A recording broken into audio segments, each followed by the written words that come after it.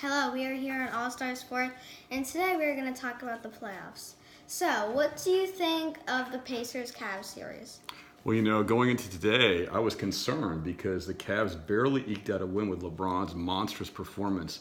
But the first half of today, Game 3 in Indiana, looks pretty good. The Cavs are up by 17 at the half. What do you think?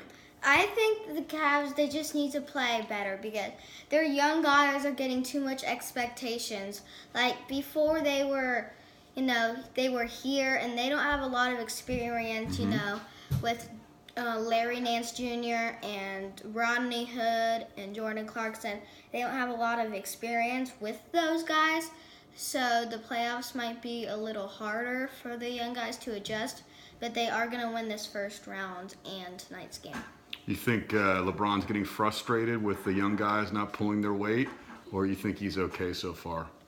So far, he's okay, but if the young guys keep playing like this, then he'll get mad if they lose the first series to the Pacers. What about the rest of the NBA series? You see New Orleans about to sweep there. I think they're up 3-0 now on the Portland Trailblazers. They're up 3-0 and going home versus the Blazers. And nobody expected them to win. They all thought Dame Dollar would have a Damian Lillard?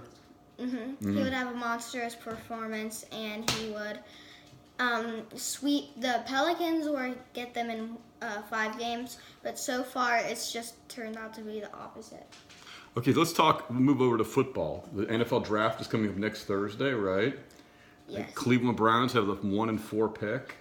I think the Giants have the 2 pick, and the Jets traded up for the 3 pick. Is that right? Yes, they traded up with the Colts. Okay, so how do you see the first 4 picks of the draft going at this point? I see number 1, the Browns taking Bradley Chubb because they need a They don't need a quarterback, first of all, and second of all, they got Carlos Hyde from the Giants, and so they don't have the best defensive line right now, and Bradley Chubb can't help that.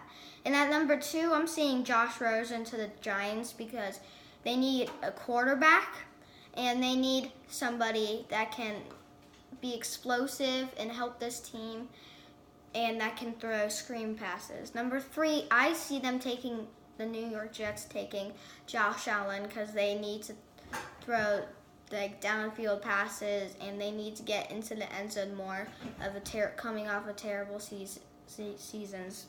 Since 2010, they haven't made the playoffs for a long time, and that could change this year with the draft. What about number 4? I see taking Saquon Barkley. He'll hold a clipboard for a couple years, but he can be a great player. He can be, if Carlos Hyde retires soon, he can fill in, and he'll be a great running back when Carlos Hyde's injured, and he can still be a great running back even without Carlos Hyde on the team. Don't you think they need a quarterback, though? You think Tyrod Taylor is their long-term answer, or you think they need a quarterback of the future? Well, for now, Tyrod Taylor is their answer because, they're not going to try to get a quarterback this year because they have Tyrod Taylor. And trading Deshaun Kaiser wasn't the best idea because you signed him up on a big contract, even though you knew it was wrong. And then you traded him, and you should have traded him for Brett Hundley, and then you could have got your backup quarterback, and you wouldn't have to take a backup quarterback. But in the upcoming years, they could take a quarterback with those picks in the draft if they get to the draft. Good. And what about if the rumor was that the Bills would be willing to trade 12 and 22? And maybe a 3rd-round pick or a 6th-round pick, maybe a 1st-rounder next year. Will you trade down from number 4? It depends. Who are you trading? The Bills? Right now, if you're the Browns, what do you want from the Bills? You want the 12th pick? You want the 22 pick, and you want a left tackle. First of all, Joe Thomas retired. And you need somebody to fill that spot because their backup isn't that good.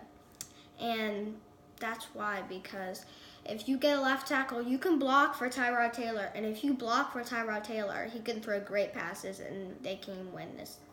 Great. Well, that's all the time we have today for All Star Sports.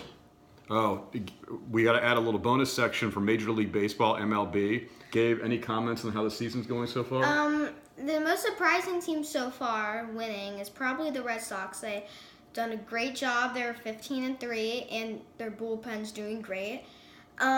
Basically, if the bullpen does good, and if the batting does good, solid, then they have a pretty good record and they make the NCLS.